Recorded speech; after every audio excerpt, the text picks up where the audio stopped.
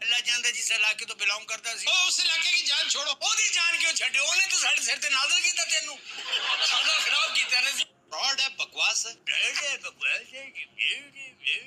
अल्लाह जानदा जिस इलाके तो बिलोंग करता सी उस इलाके की जान छोड़ो ओदी जान क्यों छड्डियो ओने तो साडे सिर ते नाज़िल कीता तेनू खाना खराब छेरी बैठ की माशाल्लाह हर किनु ना लायक समझदा इसको 25 साल उम्र होनी थी 30 साल होनी थी तेरी भी तो नहीं होनी सी ना छेरी बैठ अल्लाह ताड़ी का ना इनु मेहंदी हसन दा मजा आंदा ना लता जी दा मजा आंदा मुझे सब का आता है हां ये डरा देना तगड़ा है ना लगता है उसे जंप करेगा साडे से अल्लाह ताड़ी का ना इनु मेहंदी घर क्यों नहीं जाते मैं नहीं जाता कर ला जो करना राजी कसमें ने नहीं पाई मेरे को तेज मोटरसाइकिल होवे बंदे नु आन के कभी तू कख भी नहीं आहो तगेड़ा बंदे ने डर करके हो निकल जाए घर क्यों नहीं जाते लोगों का बूटा आपने देखा है कितना बड़ा होता है आ सके 20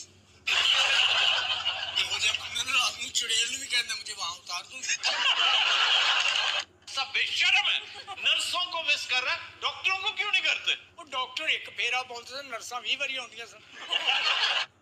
तुम्हें किसी ने कहा है बोलने तीन मैं कीते होंदे ना मैं आराम नाल मैं किताबां की दुकान पा के बैठा हुंदा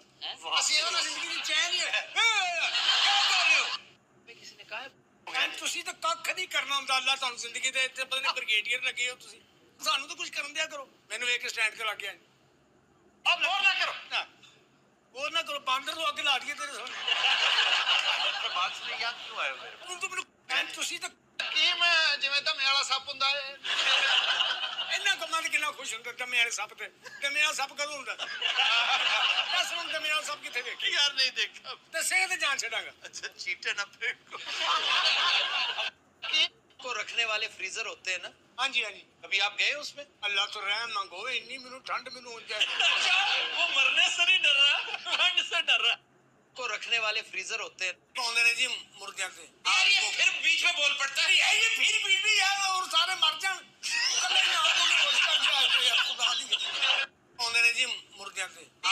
हर कल तो तांगे मेनू 28 साल पहले मिलता मैं तेरी मत मार दूंगा वैसे तुम्हें देख के मुझे ना ऐसे शौक उठता है कि काश मैं सिक्सर के दिनों में तुम्हें मिला होता बड़ा मजा आएगा कि दिनों मिला होता तू इंसान बन गया तेरे वर्गे गोरे चिट्टे छोटे छोटे सर्कस से घोड़े होते हैं ये सवारी सुनी नहीं पाते उनको पोनी कहते हैं क्यों हर गल का पता है खुदा दी करे हवाई चीज है मैं अगर ये लुग़वियात बर्दाश्त कर रहा हूँ ना तो सिर्फ इसलिए कि आपने गेटअप कर रखा है हमारे लेजेंड अमानुल्लाह